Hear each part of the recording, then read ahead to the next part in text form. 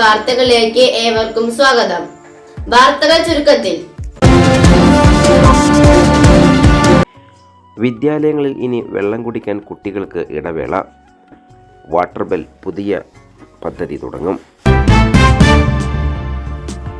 സംസ്ഥാനത്ത് വേനൽ ചൂട് കനക്കുന്ന സാഹചര്യത്തിൽ വിദ്യാലയങ്ങളിൽ വാട്ടർ ബെൽ അനുവദിക്കാൻ വിദ്യാഭ്യാസ വകുപ്പിൻ്റെ തീരുമാനം. സ്കൂളുകളിൽ വെള്ളം കുടിക്കാനായിട്ടാണ് കുട്ടികൾക്ക് ഇടവേള അനുവദിക്കുന്നത്. മന്ത്രി വി ശിവൻകുട്ടിയാണ് ഇക്കാര്യം അറിയിച്ചത്. നിലവിലെ ഇൻ്റർവെല്ലുകൾക്ക് പുറമെയാണ് പുതിയ ഇടവേള കൂടി നൽകുന്നത്. 5 മിനിറ്റ് സമയമായിരിക്കും വെള്ളം കുടിക്കാനുള്ള ഇടവേള. രാവിലെ 10:30 ഉച്ചയ്ക്ക് 2 മണിക്കുമാണ് വാട്ടർ ബെൽ മുഴങ്ങുക.